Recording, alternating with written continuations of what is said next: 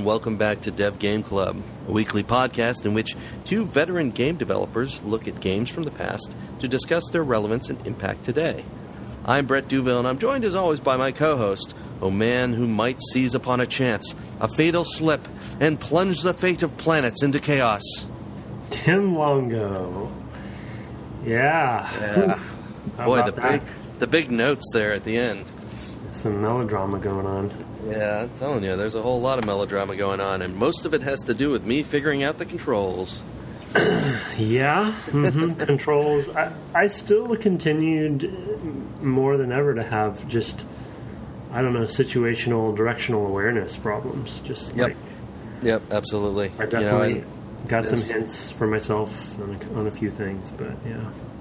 We are, of course, talking about Soul Reaver. This is our final episode talking about the game proper, which for you meant starting with Rahab, and then we moved on to Dumah, the last of Raziel's brothers, I guess, and then finally a second encounter with Kain. It's my redo on Rahab. Your redo, that's right, because you had gotten sent back to the Elder One or whatever. I got to him. Your hint helped, by the way. I totally figured it out right away. But, I could have used the hints. With actually, Rahab I figured out pretty easily on my own, but Dumah, we'll get there. But it took me a good hour. And actually, I mean, I will say this whole session, this whole time was pretty long for just these two bosses, and a lot of it for me had to do with knowing where to go, and like I said, just knowing what to do with the controller to get there. I had...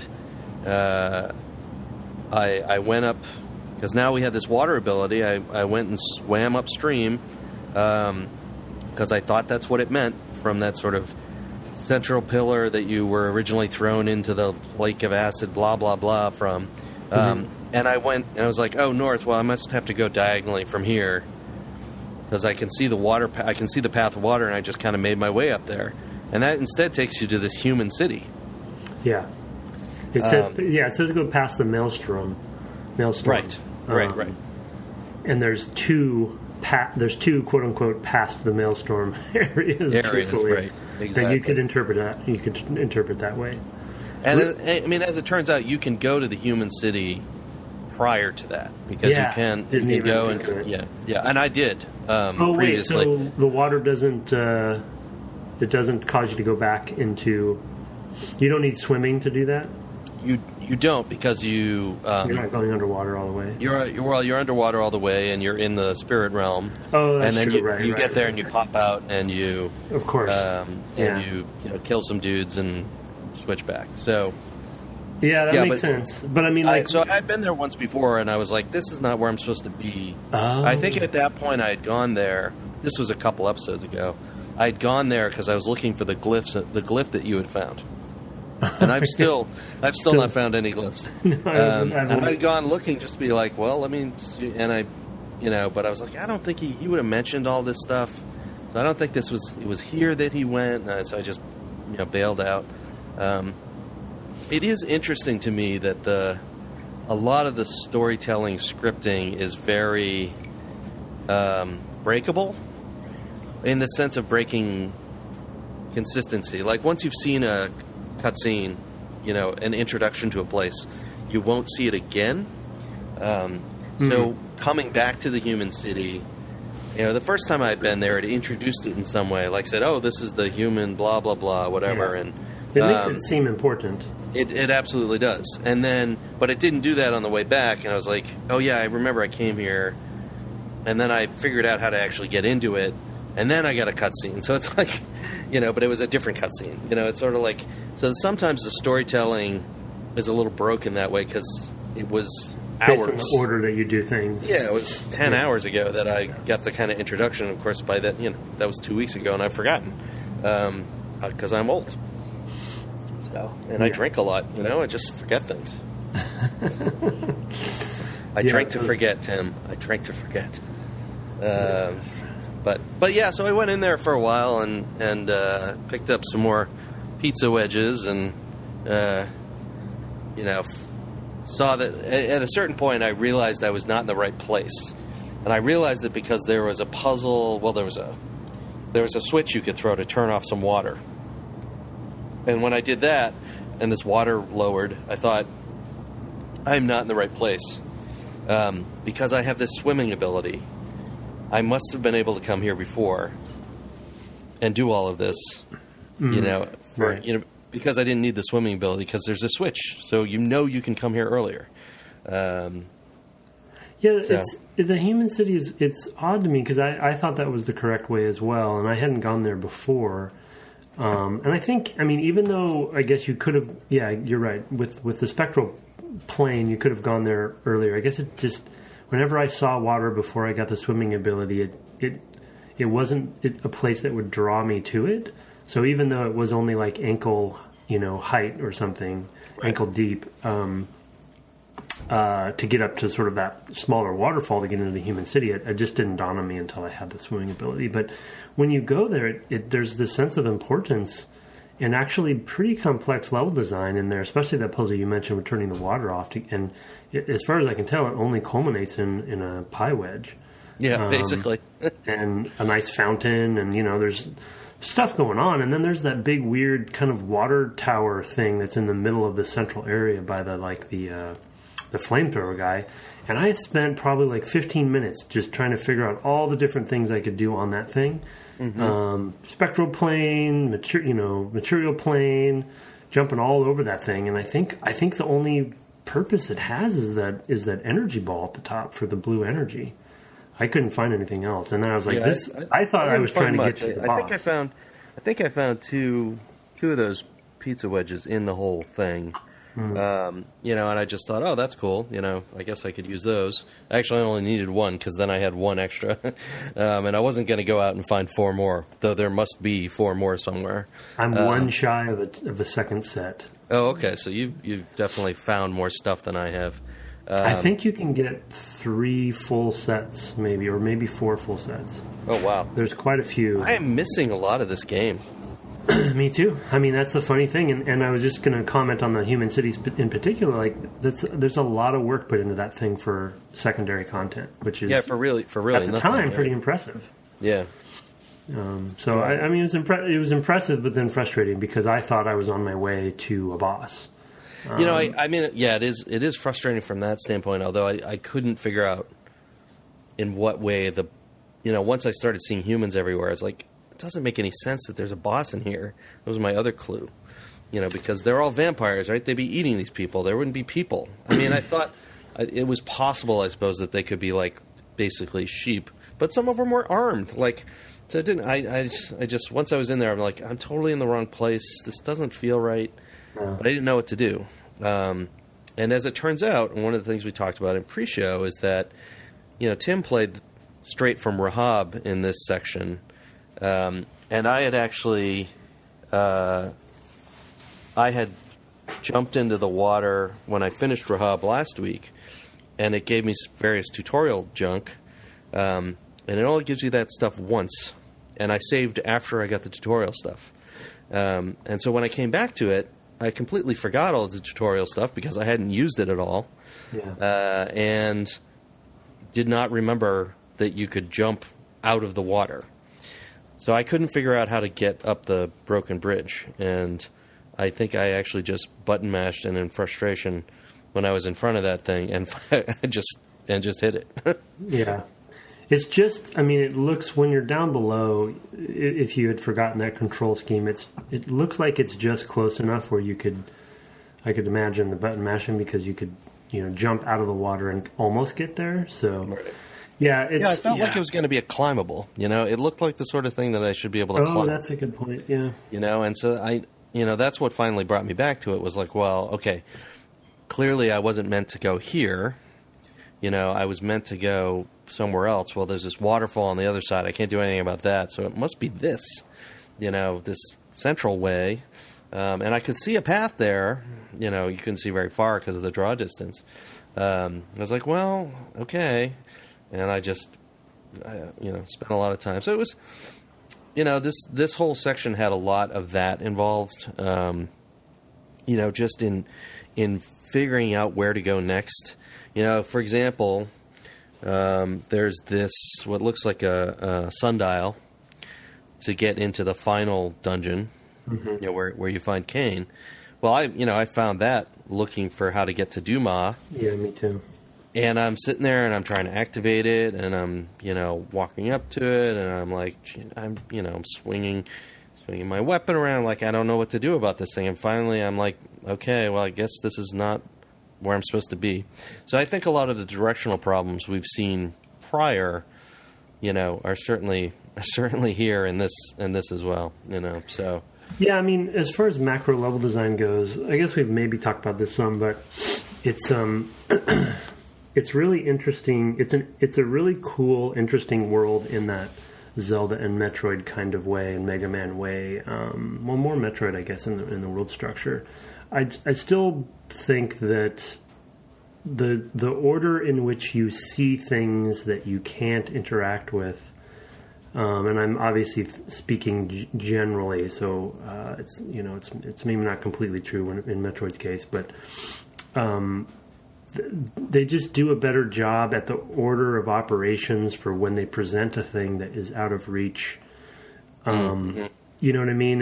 Right. And for instance, like there's also that, I'm thinking back even on the fly, just at this moment, there's that one tower kind of in the second or third early level where a drawbridge comes down, and there's this dais in the middle of this tower, and there's like a spiral staircase on the outside of the tower. Do you remember what I mean? And a drawbridge comes down, yes, and yes, there's actually 3 or 4 other drawbridges, probably 3 because it's the cardinal directions. And that now that we have that final power, I realize I can actually probably go back there and turn that dais to the other drawbridges, and they'll come down, and I bet there's secrets in all of those. Oh, yeah, good point. So it's cool that that's presented us with that thing, right? And I'm thinking about it now. Okay, that's going to be a place I could go back to, but they don't give a lot of good telegraphing. Yeah, glyphs. I mean, they do a bit. I mean, it's very visual, but part of it is that the resolution is so low.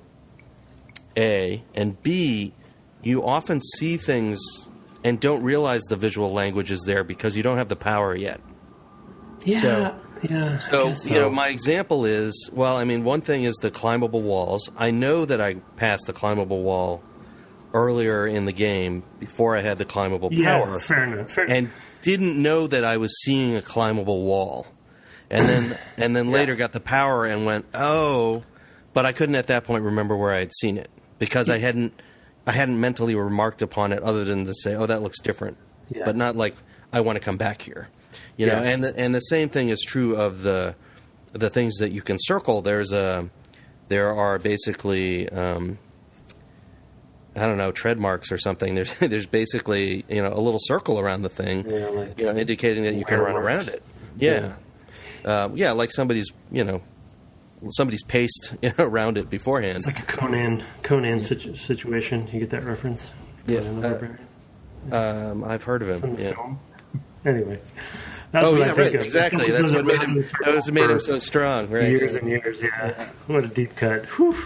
Good movie though. That is a pretty deep cut, my friend. Yeah. That is a weird movie. I watched that a couple years ago, and it's wow. I've seen it too many times in my life. That's way weird. John Mullins, man. What a strange thing.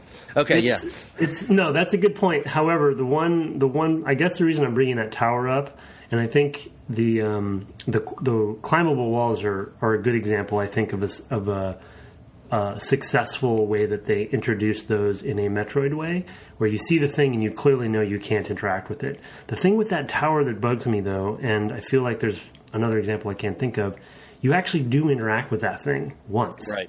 And you bring the drawbridge down, and I think there's a lever. You pull a lever down, it comes down. And so it gives you an interaction and a clue that you actually can use this thing. And so I spent a few minutes trying to figure out how I could turn the dial because I had done it once. You know what I mean?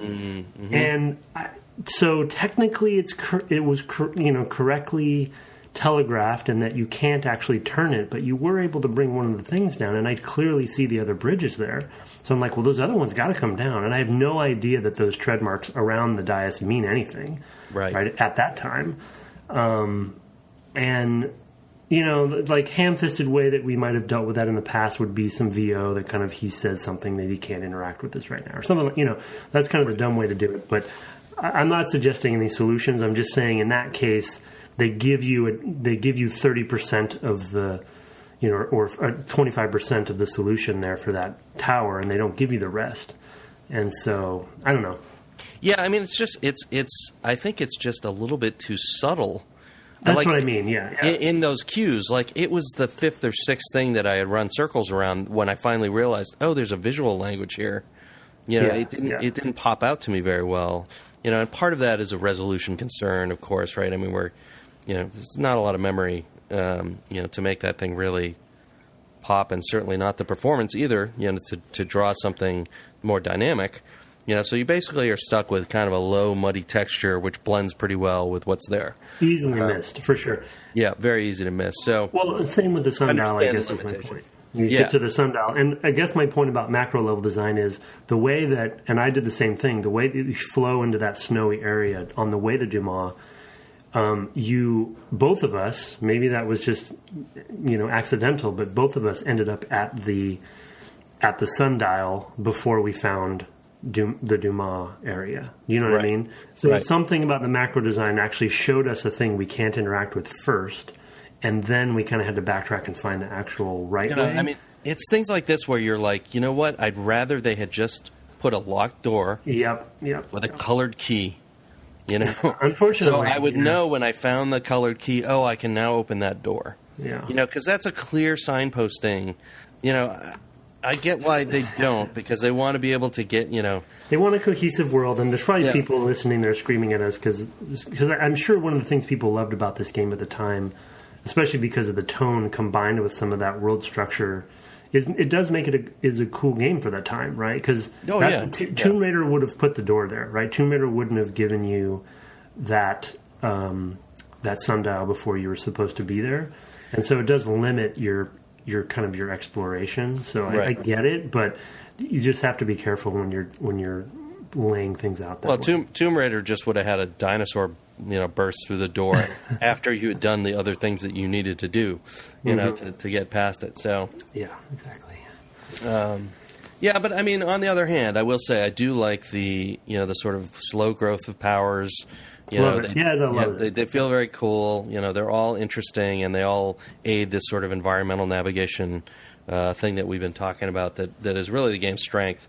And at the end, now that I have all of them, even though I'm finished, I do have that great Metroid feel where I want to go back now. Now that I'm fully equipped and fully powered up, I'm excited to have all of those powers, and I was like, oh, I bet that one thing is this thing, and I can go and do this, and so that's a really, they succeeded in that regard for sure. Right, and that's a replayability thing for sure, or revisiting, extending gameplay and things like that were a big concern at the time, because we were talking about like budgets and all that stuff. It makes a lot of sense to have something where it's like, oh well, here's a way that I can re-envision these parts of the world. I mean, that's part of where this came from, right? The sort of Metroidvania style was like, well, if I build a thing, I want it to be possible to come back to it and get more mileage out of spaces that we've already built.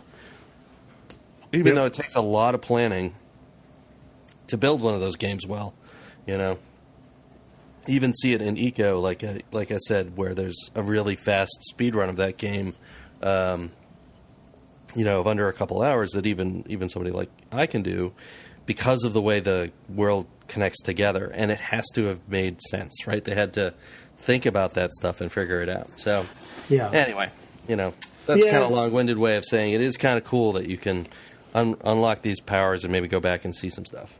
Yeah. I'm interested to know. We unfortunately we still haven't confirmed our guest, but I'm still optimistic. But I'd be interested to know how they, whether they had sort of a macro world design in addition to the level design, individual sections level design, and if they kind of tried to map out the interdependencies between each of them, because each of the levels, quote unquote, the wings or what have you, do seem like pretty cohesive. You can imagine a level designer kind of planning one designer, self-contained. Yeah, one designer per thing. And I saw in the credits actually a good friend of mine from Crystal actually was one of the level designers. So you can probably ask him. But Riley Cooper, good guy. Oh yeah, Riley. Yeah. However, I feel like even though each individual area was pretty cool and pretty self-contained, I don't always feel like how they interrelate with each other was fully thought through all the time. That it was sort of, kind of haphazardly connected sometimes. Right. So that's something that Zelda, I think, does really well. Yeah, absolutely. I mean, that was a hard thing at the time, really, because the tools were often so poor. Like, I don't know what kind of renderer this is, but typically you're like the amount of effort just to build the world was often extraordinary. And of course you had to texture it. Often the level designers were doing their level design texturing as well. And not, there might be models in there as well, but the actual sort of rough level design they were building, and this is a complicated one besides, right? Like we've talked about previously, it's not just rectilinear, and you also have this other world that you have to also model, and things change from one to the other. And I imagine level designers who at the time were very geometric, when we say level design, it was more than just flow, and there wasn't often a separate person who came through and made them prettier. Because it was a fairly low bar for what you could actually do. So individual designers were actually just doing, the actual building of the level, all of it, the artwork, the architecture. Because it's not far from a gray box, right? And for those who are not, I'm sure people have heard this term, but gray boxing is where level designers will go in and put gray boxes to kind of mock up a space and create their sight lines and sort of dramatically figure out how a space is going to work and look in an extremely rough form. And flow. And flow and like where things are going to be. If it's like a cover game, where the cover is going to be and where the enemies are going to come from. And it's totally rough, but you can sort of envision the gameplay that way with just these gray boxes. Well, this game is so... rendering-wise, so primitive, it's not far from just placing gray boxes to actually having your level. So I can't imagine that was multiple people's job, at that time.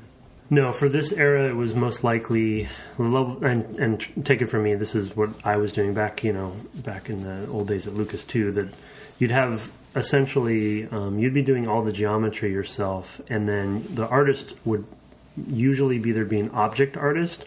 If for one-off objects, like there's that, like a pillar that falls down or something like that, right? And then your main artist would actually be a texture artist. So you'd block it all out, and then the texture artist would be the one to actually make it look like something semi-real. Now you have complete environment artists that actually, once you have the gray box, you're actually, as you can imagine, putting a geometric detail and coat of paint with shaders and materials and all sorts of newfangled things. Right. Yeah, it's a much more complicated thing these days.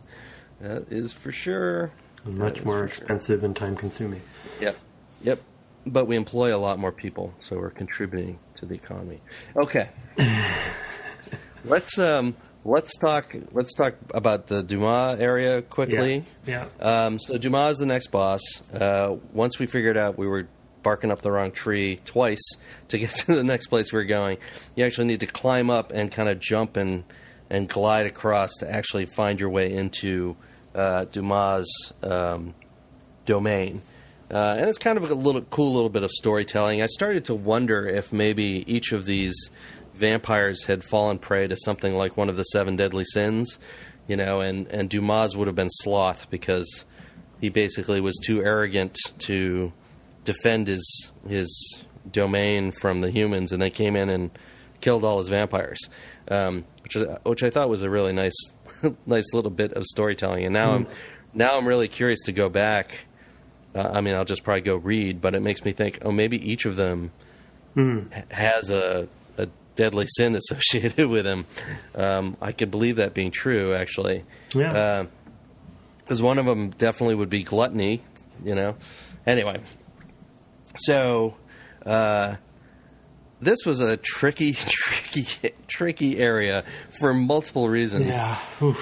One, there's a geometric puzzle, like a block thing, that's very difficult. And, you know, we've talked about the camera before, so I won't belabor it, but part of it is that you just can't, it's not easy to see where there are places to go above you.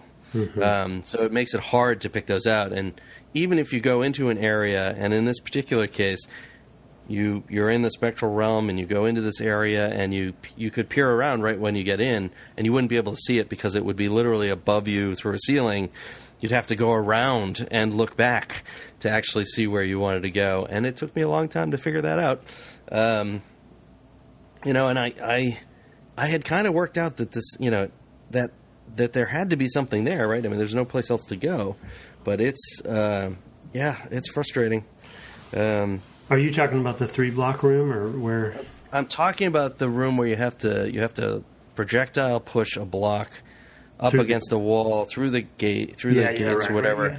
And then you have to phase back into spectral and go and climb and phase back. Well, not only that, but there are in that particular room with the grate that you're talking about, where you have to force push or whatever you call it, force push the block forward. There are two, and you actually use them later because you make a loop. There are two other openings to the left and right. Yes. And you have to go forward, basically, so you phase through the grate once you push the block, and then you jump up to go, basically, I'll just say, like, north. But then east and west, there are also openings up there. Now, they are too high, so you should get a clue that you can't go up there. But it is, when you're outside of the grate, you're not totally sure. So I could totally see somebody force pushing that block in the wrong direction. Oh, and then getting there and being like, what the hell? Yeah. And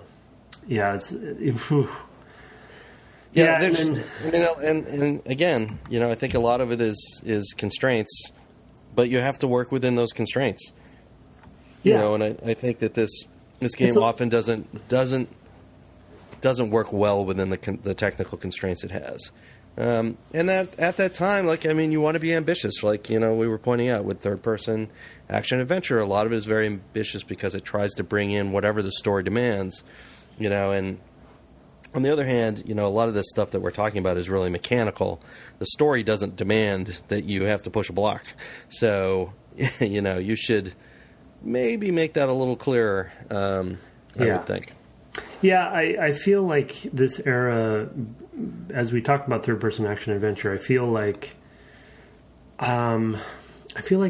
third-person action adventure games was the main genre during this era, especially, that started to bring in and merge multiple other genres with it. More than other genres. Like shooters eventually got there as well. RPGs started bringing in more action, but I'd say that would be later on. But this one would bring in puzzles. It would bring in RPGs. It would bring in shooting, and of course heavy story and stuff. And I think, especially in this era, a lot of them started to really stretch beyond the bounds of what, basically trailblazing, I think, in a good way. Very ambitious game, and I think I can totally see why people love this game at the time, because it definitely was doing things that, even just the spectral realm itself, just that one concept, kind of mind-bending at the time. And the thing is, there's two things there. One is that and I'm going to use the term you love, a lot of these game types had been grognard-captured. Oh. So RPGs had actually had an action RPG, or a traditional RPG series with action elements in Ultima 8, right? And people hated it. They hated it. And that was a few years before this, as it was in 93 or 94, and people hated it. They hated those things. Backlash. Right, and there's a huge backlash, and so people weren't willing to try that in some of those genres that were very known and in a box. And I think third-person action adventure was kind of a pretty newish genre. I'm setting it apart from third-person action platformers or whatever as a more story-based, not purely mechanically focused kind of game. And I think that allowed them to push those boundaries a little bit more. Yeah, that's fair. Because they hadn't defined a niche, and at the same time, it was the sort of game that could reach out and appeal to multiple types of players. Maybe you get the platformer people, but also the story people, because you're not telling them it's an RPG. You're not telling them it's a platformer. You're telling them it's a third-person action adventure, right? You're trying to bring in adventure gamers, right? So you're trying to make a sort of super genre. Well, and I think because of that, its definition is broader, right? It can be more things. When you come from RPG land, especially a franchise like Ultima, there are preconceived notions that you're coming in with, right? And you have this take it from someone who works on a franchise that is a specific thing to a lot of people, right? In a good way, but it also makes it challenging to change anything, right, and to adapt things, but. Yeah, it was an interesting era for that. It's like right around the same time you have Tomb Raider, and I think we talked about this in the past, Tomb Raider and then maybe Mario 64, right around the same time. Right, would have been 96, I think, Mario. Yeah. So kind of the two different spectrums of third-person camera controls with a character, right? One more platformery and one more maybe action puzzle based, and kind of I think that all of the different forks in the road started around that time. Yeah. Yeah, no, it does make this really an interesting game from the time for sure, because I think it does really push that writing and performance. And I can also see maybe, I don't know how much these folks had worked on games like this prior to this, and maybe it was them kind of pushing into something new as well. And of course, whenever it's your first time out, it's trickier, if you're doing something kind of new besides. So anyway, that was one of the puzzles here that was really frustrating. And the other one was the boss fight itself, which just took me easily over an hour of not knowing what to do. Like, there's these big statues. I started trying to fiddle with those. Totally, yeah. And so with Dumah, you get to him finally through a lot of interesting puzzling that I think we probably won't go into here, but you get to him, and including some really good use of the spectral realm. Actually, I was appreciative to see that come back. That's true. That was good. Element. Yeah. I want to talk about block flipping after you're done, but go ahead. Yeah, we'll get to that because that's even more in the next section, I think. Oh, that's true. Yeah, we can come back to that. So we go to Dumah, and you have to pull him like MMO style all the way back through the level, to this other place you had been. And it tells, the thing was once I figured out you had to do that, I realized it had told me that because there had been a vampire in there that it got incinerated when I did the thing with the gas and the flame and all that stuff. Oh, that didn't happen to me. You probably killed him. I didn't. I was like, I'm just going to ignore this guy. I'm going to try to figure out the puzzle, because I would just stay out of his distance, his pull radius, and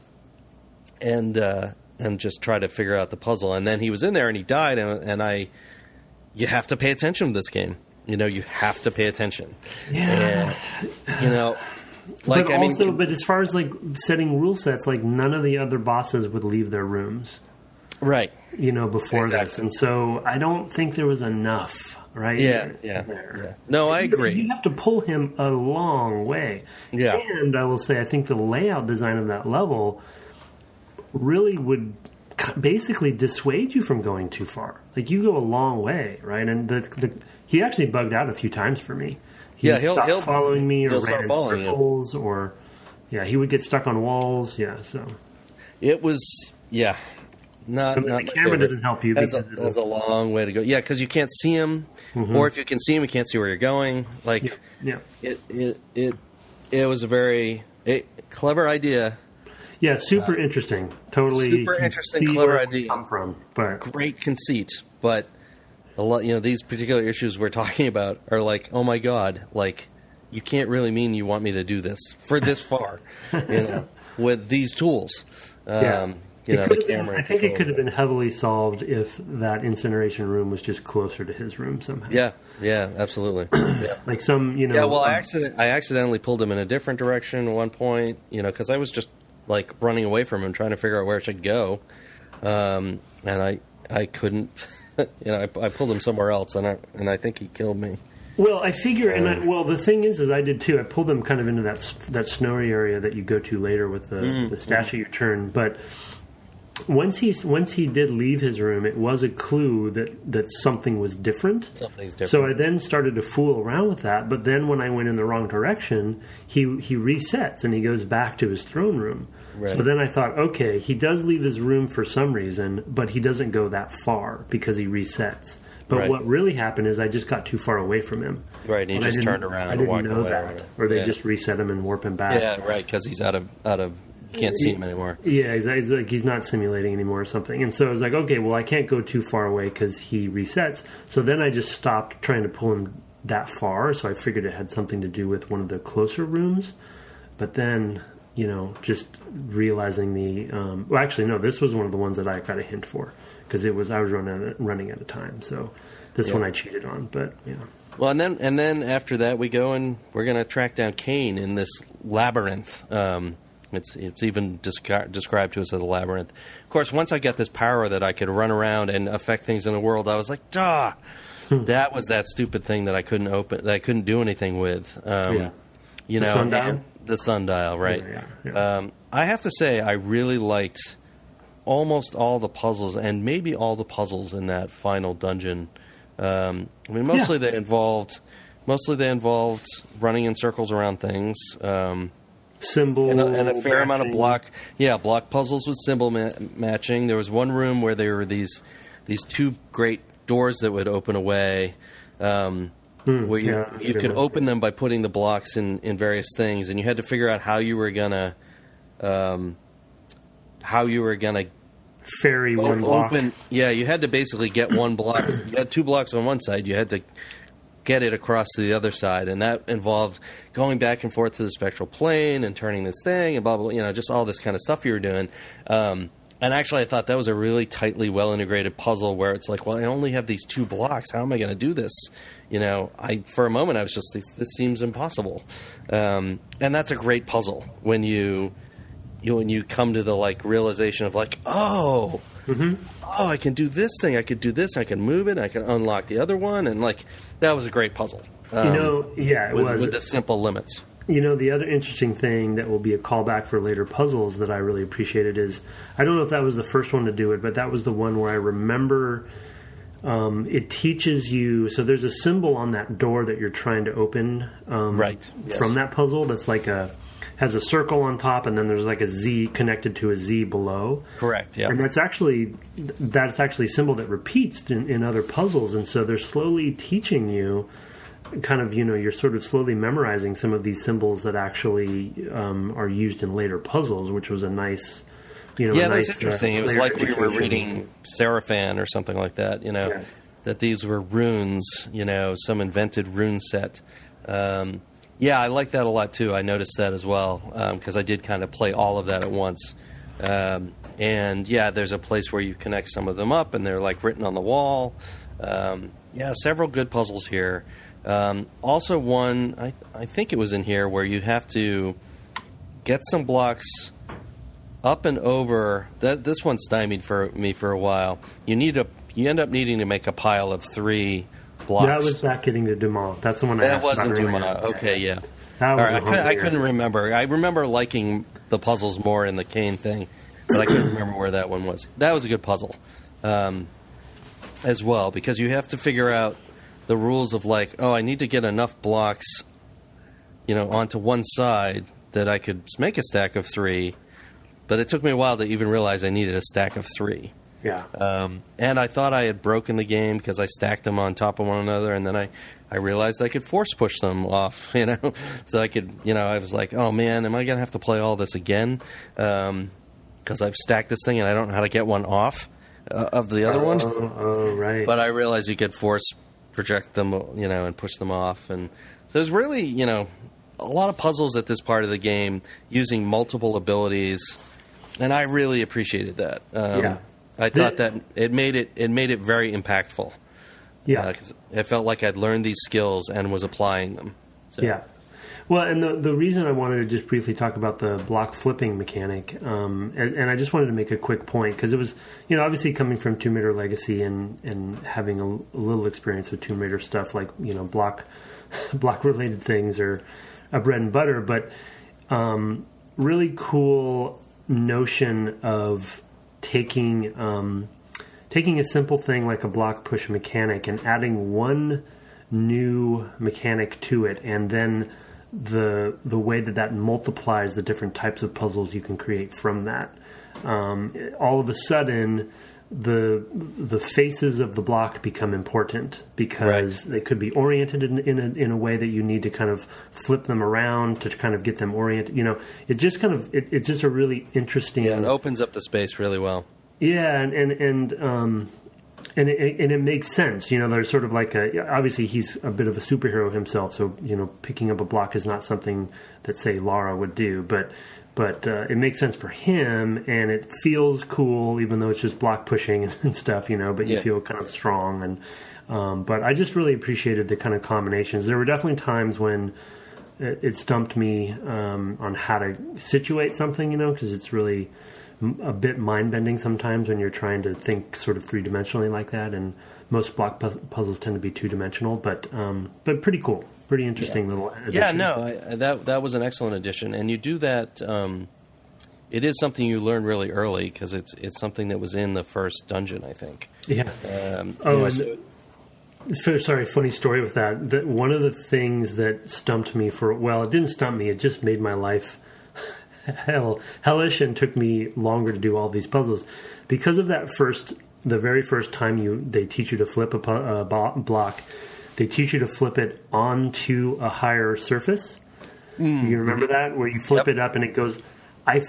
For whatever dumb reason, even though I think it says you can flip a block to the same level that it is on, or I forget how they word it, but technically they said the right thing when they taught you what to do. But because the action on that first one was that I flipped it onto a higher surface, I thought that that's the only thing I could do with blocks. So I didn't for a little while, and it's just totally dumb of me. Like, looking back, I don't know how. I don't agree. I mean, I think that's the sort of thing that that would come up in user testing these days. Yeah, that's true. Maybe. Yeah, I guess and it's just something we didn't do back then. And it is something you have to be careful with the first time you teach somebody. Totally reasonable. Yeah. You teach somebody something, you have to make sure you know exactly what you're teaching them. Yeah. And I think this game does, several times is teaching a more complicated lesson than it needs to. You know? That's true. It kind of got in its own way a couple times like that when it came to the training. Yeah. It caused me a lot of strife for some of those puzzles, like in the Silent Cathedral, where you have to, basically get the hieroglyphics or the painting on the block a certain way. So what I was doing for a while before I figured that I didn't have to do this. Whoops.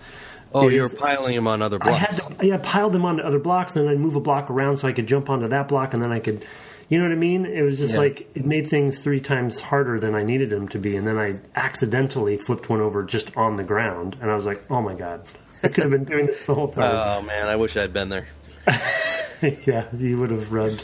I would have just watched you like, oh man, you're working really hard. You would have been such a jerk. Yep.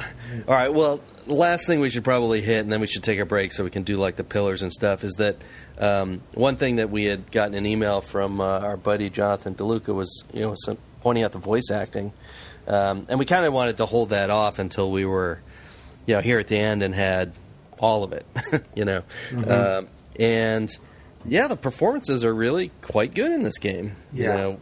It's they stand out, especially for the era. Especially for its time. I mean, I'm trying to, think about the time, and I think it's actually why I think Metal Gear Solid also was pretty. It was another element of Metal Gear Solid, despite its crazy story and stuff, that it was well produced from a character perspective. Right. This was as well, and it's very, very, as we've talked about, gothic and baroque in its writing, and it's very almost Shakespearean at times, which I really appreciated and thought was cool. So the writing itself was great to perform, but I think it was also well directed and performed in the actual voice actors themselves. And Brett and I think post-show last episode, we looked up some of the actors, and some pretty infamous VO actors for different TV shows and cartoons and Transformers and just some classics.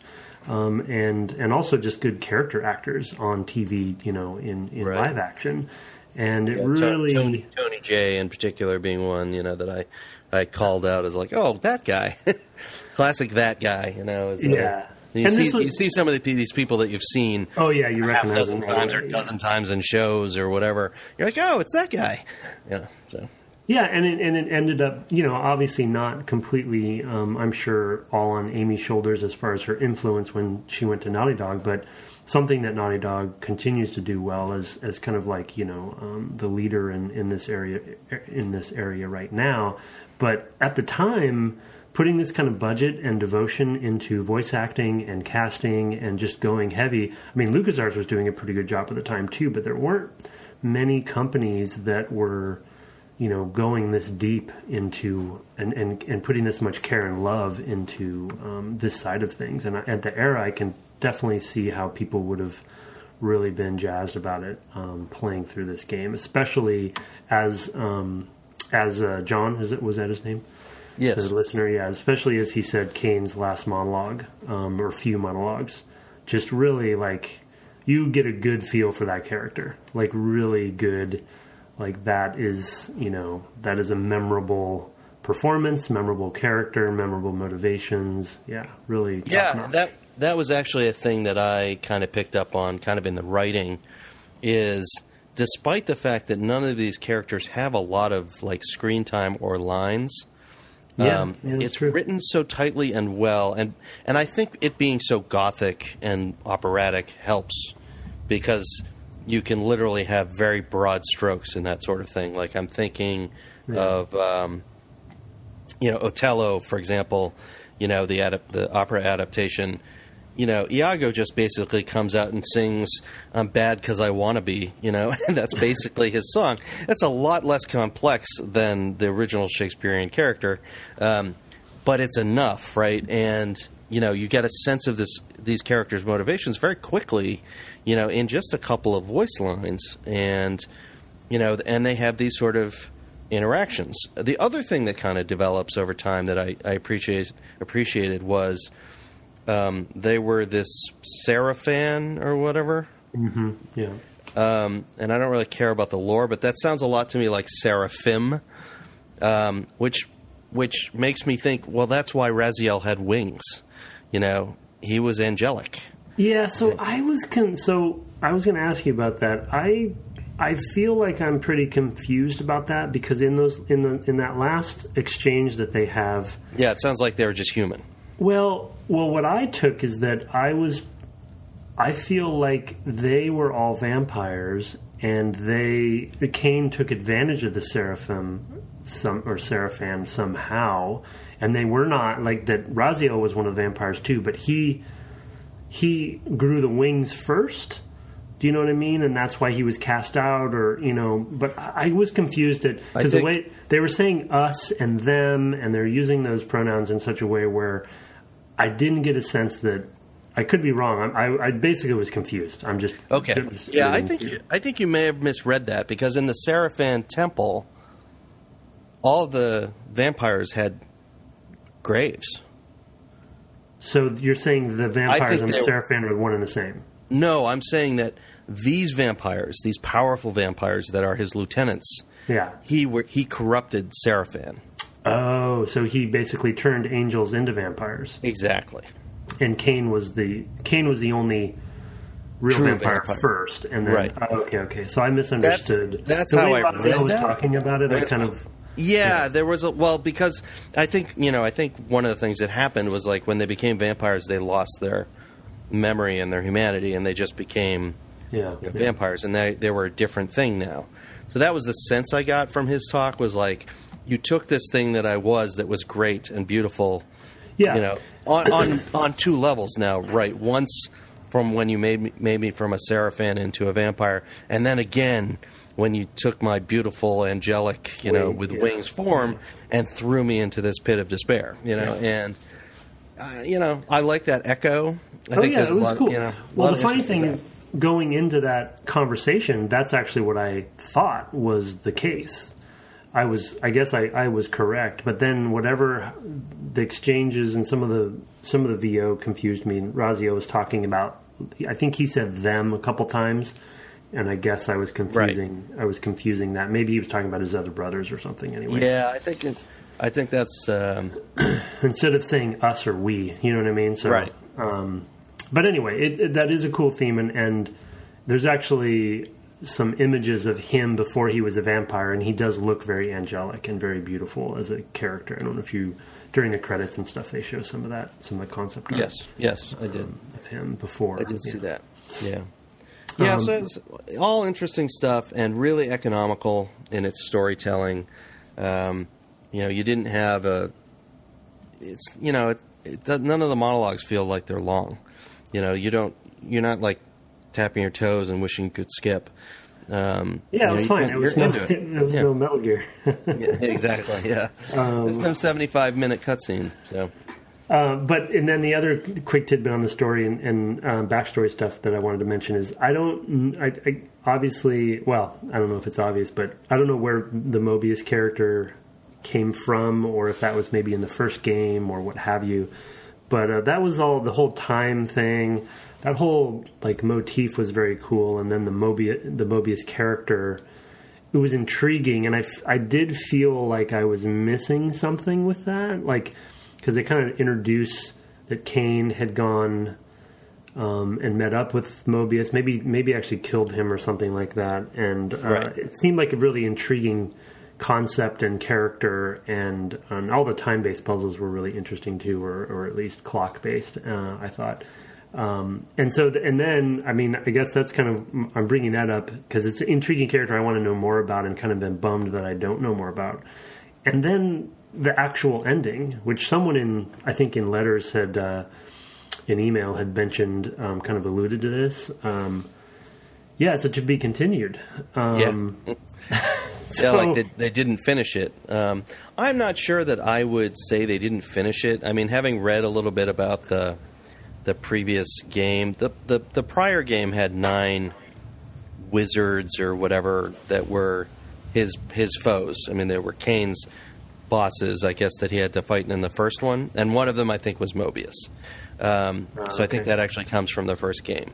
But the thing about that was that, of course, and now this one has 9 boss fights, even though one of them is the same guy twice. So it didn't feel to me like this wasn't what they had planned so much as just a little bit abrupt in how it came to an end. Yeah. Well, I agree. I think that's fair to say. I think the only thing... Although, somebody did send me a link of this deleted content. So yeah, and I didn't look... Yeah, I didn't look for that, but I guess the only clue that I had at the end, or at least in my opinion, was the Elder God says at the very end, once you go through that time portal thing, he says something like... Yeah, I won't be able to help you. Yeah, I won't be able to help you here. Kind of alluding to this is it felt like one of those classic endings of a game where they shift things up enough. Like in this case, maybe, for instance, you would have the spectral plane would have been taken away from you or something. Right. Yeah, no, it's very common, like in the Metroid games. There's commonly, not the one we played, but in Metroid Prime and in Metroid Fusion, there came a point where, literally the game would say to you, well, if you go past this point, you can't power up anymore. You can't find any more power-ups. Yeah, there's... and it was very ham-handed the way they did it in Metroid Fusion. Metroid Prime, it was actually a little bit less obvious what the game was trying to say. And I wished I had not gone. I wish I had gone and found some more power-ups. But But yeah, I mean, here it's very much like, it does seem like it's setting you up for something. It felt like there was one more level or something, right? Yeah. Whereas like the sort of the switcheroo, there's some switch coming up, and because your overseer and the elder god is going to be out of the picture for this last one, and Moebius is going to be talking to you or something like that. So, but anyway, as far as the to be continued, goes, I didn't mind it. It makes me want to play the next one, so I guess that's a successful thing that I probably won't do anytime soon. But right. But at least it was successful in that regard. Yeah. But I guess if I think back now, though, if I had played this at the time, I would have been like, what? Yeah, I would have probably been pretty pissed. Yeah. Yeah, no, it's a good thing once you have the other games. It's not so good a thing when you're waiting for the next one. And, all right, well, let's take a quick break there, and then we'll come back. We'll do some quickly. We'll try to do some pillars. We have some feedback, and we can talk about next time. Yep.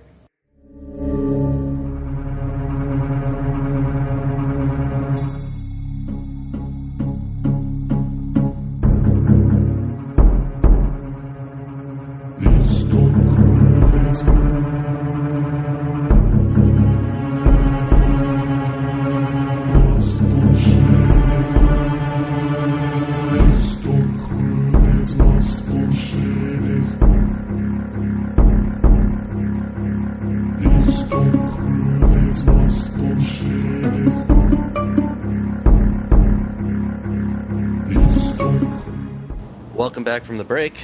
We're talking Soul Reaver, Legacy of Kain Soul Reaver here, and as we normally do on our last playthrough episode, we're going to kind of talk about the things that make it, impactful today, or the relevance, or just the pillars that we would take away from it, as taking, if we were studying this game to build a game of our own, in a similar genre.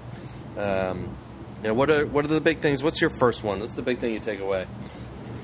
I guess one of the things I take away that was pretty unexpected, that I think I've talked a little bit about, is just there's actually a lot more going on in this game in a very cohesively connected way with the different systems and mechanics, and also how it relates so well to, I guess I'll say, the fiction, or I maybe can stretch it to say narrative or context, meaning, who he is as a character and how the game mechanics relate to what you can do as this character. And then even the hunting for your brothers and getting the abilities from them. Obviously, we talked about the Metroid and Mega Man and etc. influences, but really like that fully realized cohesive connection of all of those things. I was really surprised by that seemingly being a very high priority for them. Yeah, absolutely. I mean, as a vampire, you're actually, you're not just, in his case, you don't suck blood anymore. What you suck is souls, and when you suck those souls, what you get is something of the soul you've sucked in, right? You get those abilities. Yeah, that is very coherent. Cohesive with your, it's similar to what we talked about, the stamina meter in Shadow. Like that the soul concept. Not only is it part of your character, but it relates directly to your health when you're in the the material realm. And this concept, because of this character, you have this concept of the spectral realm, which is the other, I guess, pillar I'd throw out there that I know became a pillar for the whole franchise later too. And it's part of who you are, but it's also a very inherent part of the gameplay and the structure of the game. And then you're also vulnerable in the material realm, because your life drains slowly, and right. And so then you need to suck souls when you're in the material realm. And I was really, like I said before, I had come into this thinking this was kind of a bit of a hack and slash with some jumping, stuff. And I didn't remember, in the minimal amount that I'd played it before, very many of the puzzles. And but it's all, I don't know, it just all relates to the fiction and the context and the characters so interestingly. Often those are not well married. Right. Yeah, I mean, I think for me the biggest one is, probably a bit of a negative lesson, but it kind of comes from what I think you talked about maybe in the second episode. I mean, one of the things that we so admired about, or at least I so admired about Eco and Shadow of the Colossus, was how holistic their real core mechanics felt. How well the camera and the character movement and the environment work together. And here, I think, is exactly the proof of why it's so important to have that holism. Yeah. And so that's kind of, that's not a complimentary thing to say, but I mean, we did spend a lot of time talking about how the camera works against you, and it still came up even in this episode. And I think it's just so critically important. You learn as much from errors and mistakes. Certainly we have in our careers. Than you do, probably even more so from successes, because it's hard to replicate a success if you're not strictly copying it. You can't always see how it fits together. And here, it's almost more illustrative to see how it just didn't fit together. And if I were directing this team, I would be saying, okay, we need to have level design working with the guy who's writing the camera, so that person can go back and explain to the level designers, here's what our constraints are on our camera, or argue for more cinematic cameras or something like that to be able to do a little bit more directed stuff. And there actually was a little bit of that here, on occasion, a little bit of that Prince of Persia, Sands of Time, seeing what's ahead. And it was refreshing when it popped up. When it would happen, I'd be like, oh, thank God, Sometimes the technical constraints made it difficult to immediately process what you were seeing. Okay, where is that again? Yeah. What door is that opening? I don't, I've seen a couple doors like that. But by and large, no, it was very refreshing. You'd go, oh, okay, they've shown me the scope of this puzzle, or they've shown me what has happened as a result in the world of me solving this part of a puzzle or whatever. And yeah, that was a breath of fresh air. But moment to moment, it was very difficult to know where to go, or even to see where to go. And a lot of that was just pure user experience stuff that I think generally we do really, really well today. Yeah. So. I think the other one that I think needs to be mentioned at least a little bit is the tone and the setting. Right?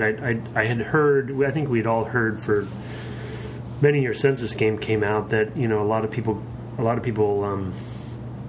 connected with it because of its gothic tone and setting and just embracing of that sort of darker sensibility, especially at the time when there wasn't a lot of that stuff that was trying really to be consistent with it, Right. And this was at the time when things were starting to get a little bit more realistic looking, or I guess not realistic, but higher fidelity, right? This is kind of, we're right in the middle of this uncanny valley of trying to get to the point where things are getting more higher fidelity. And so you at the time, it probably felt pretty, and this was actually on Dreamcast as well, which I think would that have been hardware accelerated on the Dreamcast? I forget. Yes, it was. Absolutely. Yeah. So it was higher res as well. The Dreamcast version, I remember, I think was the one to play, and very impressive for its time, and in an age when there were a lot of the, I guess, more cartoony or stylized games out there that were doing really well, especially with the Crash Bandicoots and the and the Spyros and those sorts of games. But then to have this gothic horror game come out that had a different, similar structure to the Zeldas and the Metroids and the Mega Mans, but a more adult theme. I think it was refreshing for people. So that was definitely, I think, a goal for them.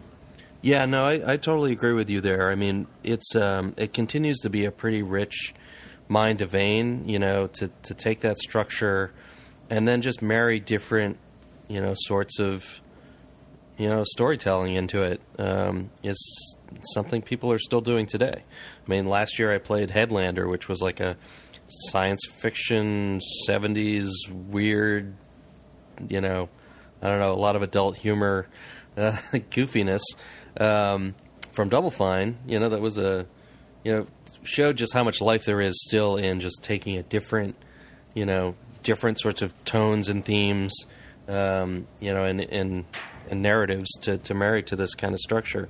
Now it was more of a pure Metroid thing, and this is a little bit different, but yeah, I mean, I totally agree. It's something that I wish we took today more risks with that stuff, and maybe it will. Maybe it'll start to. I understand the latest Call of Duty didn't sell as well, and that's tends to be the time when innovation starts to happen.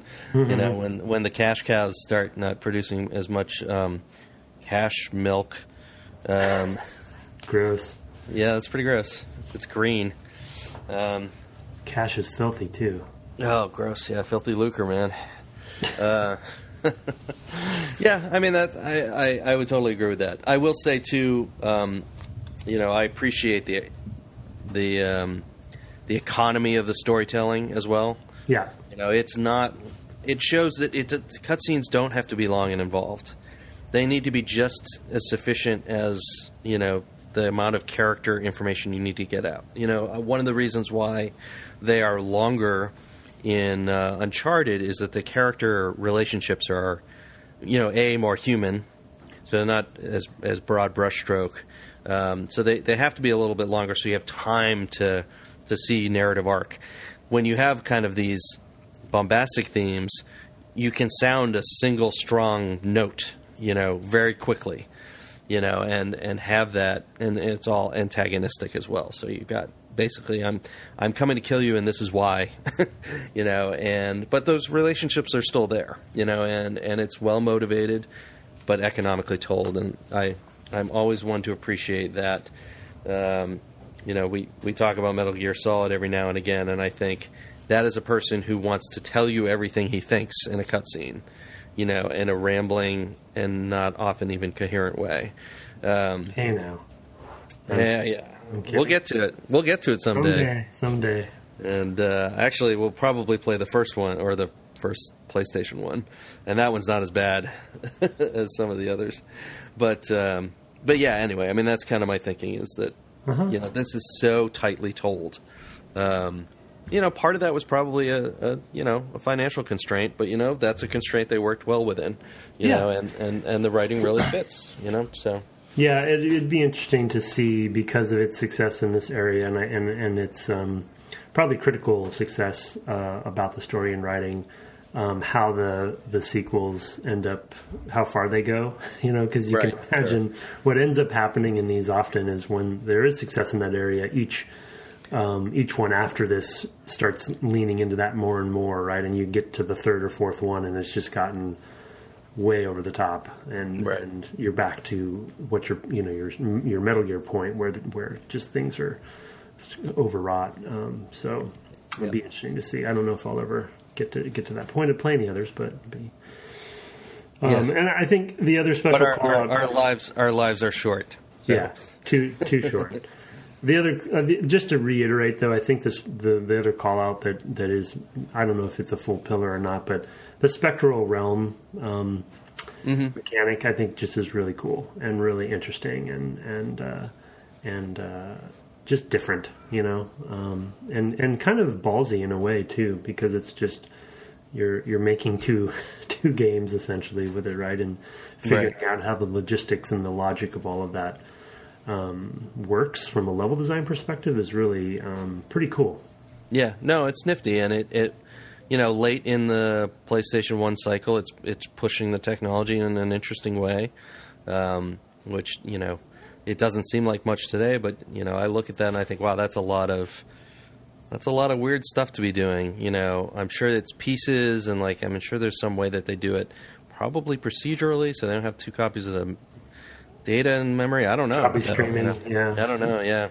And it flows really nicely between. I mean, the morphing of the geometry it's not, it doesn't pop. It's really, yeah, I really. Well, yeah, I mean, I would say it really serves the character doesn't die, and it gives you a really cool way to back that up, and they support it fully.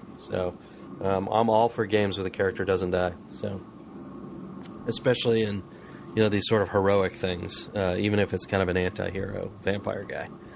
So yeah. Well, I think we'll put a bow on it. It's a cool game. Yeah, very cool game. I'm glad we played it. Yeah. All its frustrations aside, which I remember from the time. That's not unusual for the time. I did actually have a lot of fun with it, and I think all of its strengths were really strong to overcome some of its drawbacks and some of the ways it has not worn well. But yeah, good game, good fun. Well, last time I put out a call for feedback in the form of iTunes reviews. We're up to 38 ratings, and once that number gets up to 75, I'm going to take all the names I've got, and I'm going to pick some names out of a hat and send those folks something. I don't know what it is yet, so I can't tell you, but I hope you'll like it. I have all this LucasArts stuff hanging around, and I'm sure I'm sure some of it is cool to the right owner. I have some classic stuff too. I just found some. We're doing some. I guess I'll just say purging and stuff from our closets, and I found some pretty good little time capsule-y kind of stuff that I will donate as well. All right, cool. All right, so keep them coming. In the meantime, we have 3 this time. I'll read one first, and then Tim, you've got one, and I'll read the third one after that. The first one's kind of amusing, so I thought I'd take this. It's from the San Francisco Kid. He says, "Love." The title is "Love the PCast," and then in parentheses he puts podcast. PCast is slang for podcast. Okay. Yeah. I'm Thanks following for along clearing now. that up. Yeah. He says, "Yo, Brett and Tim and Karen. Love what all 3 of y'alls are doing with this podcast. Love to listen to the gym while I work on my disgusting body and try to get myself to that sensual point where I deserve love. Well, anyway, keep up the good work and maybe try to get Karen a little more active in conversations. Sometimes she is so silent, ignored, that it almost seems like she is some person I completely made up and has nothing to do with your podcast. Hope that's not the case. But it wouldn't be the first time I made a mistake like that. When I played Last of Us, I was convinced the main characters were Joel, Ellie, and Julio for like 4 months. Turns out there's 100% no Julio in Last of Us. Boy, was my face red. Anyway, thanks for the entertainment, and keep inspiring strange little boys like me to reach for their disgusting dreams." So that happened. Wow. San Francisco Kid. San Francisco Kid. Character. Have they legalized some sort of medicinal use out there? I don't. Yeah, that could have something to do with it. It probably does. Probably does. That was good. When I'm reading it, when I read it the first time, I'm like, Karen? What the hell? Yeah, so good. Thank you, San Francisco Kid, for the laugh. We appreciate it. We try to get I Karen still chuckle at last crack black in my ding dong. So. We try to get Karen to contribute all the time. She won't do it. I don't know what her deal is. When she speaks, though, it's powerful. So very powerful. Yeah. She's shy, but small but mighty. You have one there in the chat. Yes. Okay. So from John Caboose. Yeah, John Caboose is a handle. It's actually Bjorn from last week. He sent us email. That's also his answer. His online. John Caboose. Love it.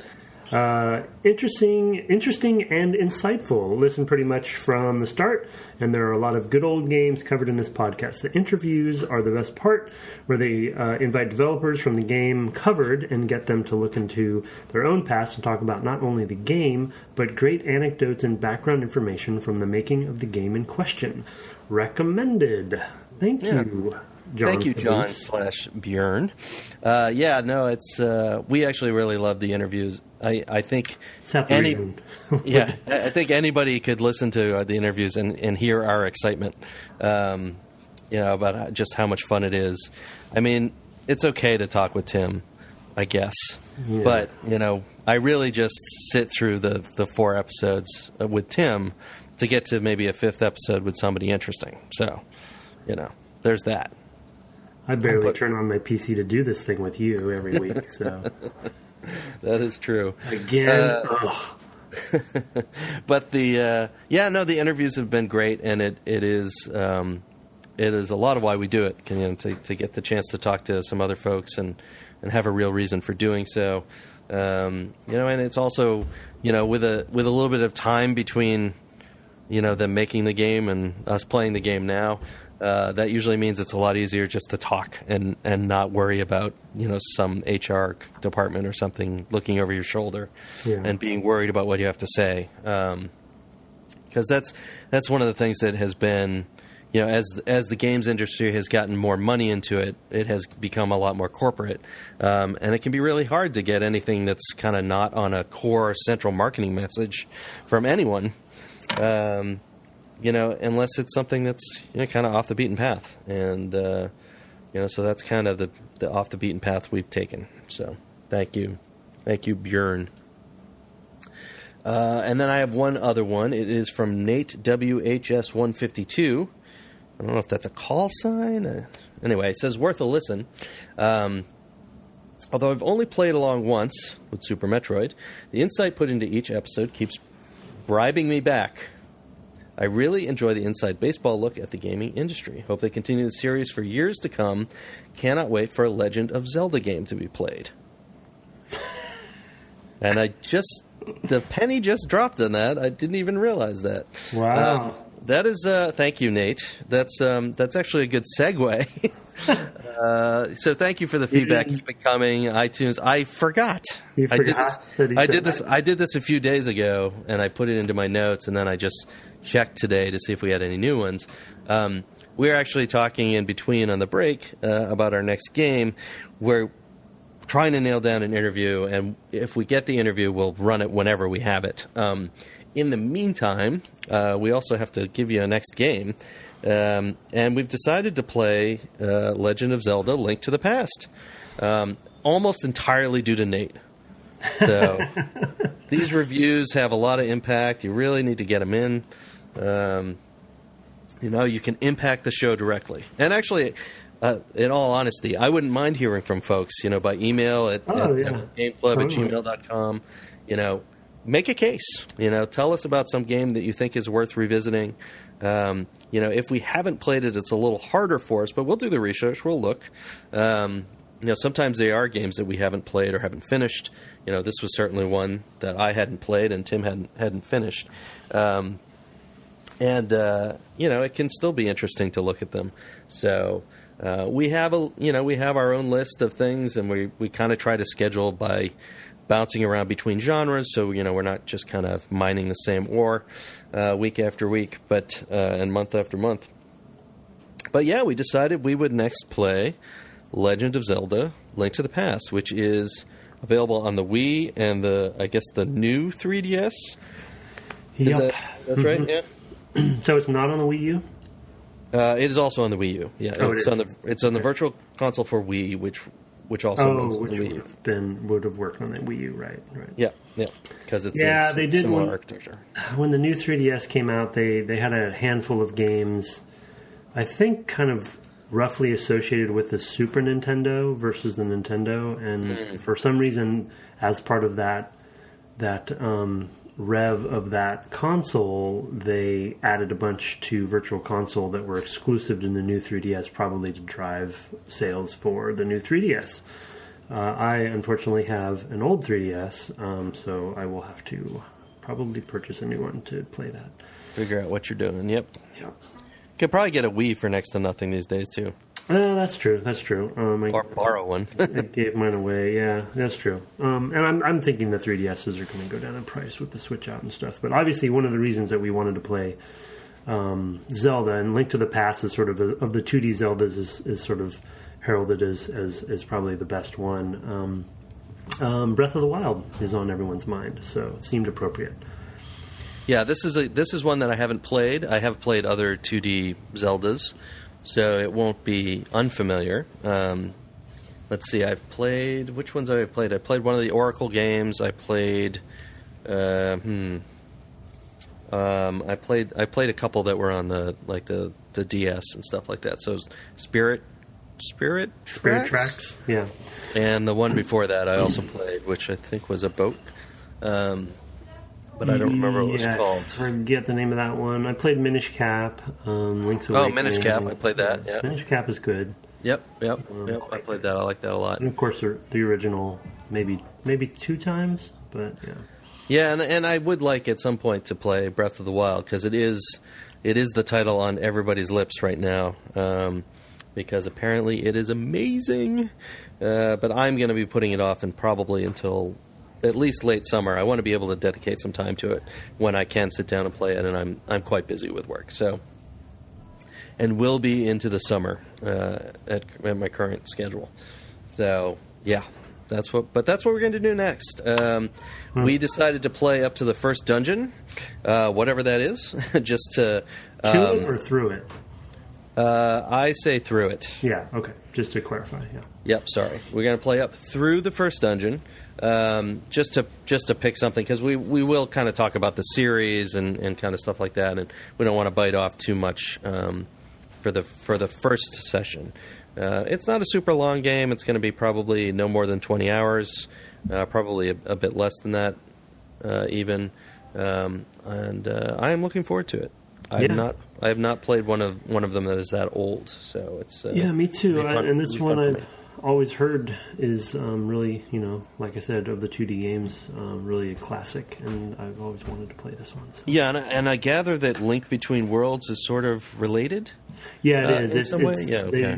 It's kind of considered, as far as I understand, a spiritual sequel to Link to the Past. Oh, okay. And I haven't played that as well, so also bad on me. But I've heard that there are structural design elements to A Link Between Worlds that seem to be related to Breath of the Wild, as far as you can see there. The connection and lineage of design, because Link Between Worlds seems more open, and there's a lot more player agency in how you. It's not a traditional Zelda structure, and then Breath of the Wild blows that out even more. So right, yeah. So that'll be pretty amazing. So we will either be discussing that next week, or we will have an interview, but the time won't be wasted because we will certainly get to it the week following if we have an interview next week. So I guess that is it for us tonight. You can find me at Twitter at Brett_Duville, and he is at Tim Longo Jr. with the JR at the end. The podcast can be found at Dev Game Club. We are also looking for your reviews on iTunes, and actually the month of March. I heard this today. The month of March is a month that a lot of podcasts are trying to push podcasting out, to more people. Apparently, 45% of Americans have never even heard of a podcast. They don't know what it is. So you know what? Go out there and tell a friend, whether it's about our podcast, if they're into games and might be interested, that'd be great. Or just, if it's somebody who's not a podcast person, maybe you have some other podcasts you listen to, and you could, expose them to the enjoyment that you take from listening to podcasts, in the car or what have you. So. Yeah, that number's high. I'm actually surprised. I was blown away because it seems like everybody I know has one or has been on one, or But yeah, and there are podcasts about everything now. There's any subject you can imagine. There is almost certainly a podcast about it, and probably a decent one. So, I would definitely encourage folks to do that. I guess there's a hashtag on Twitter, which is tripod with a Y, like try a pod. I was looking at that a little bit today too. Get out there and spread the word. Let people know. And of course, finally, you can find us on the web at devgameclub.com, where we post show notes. You can listen to the show in your browser there, and I keep a running track of what we've played and what we're playing. And all of that is there. And now it even has the email address. So Oh, I went and filled that in the about. call. Yeah. Totally forgot. Yep. I know you did. All right. So for Dev Game Club, I'm Brett Duville. And I'm Tim Who are Longo. you? Yeah, you're Tim Longo. Good night. Good night.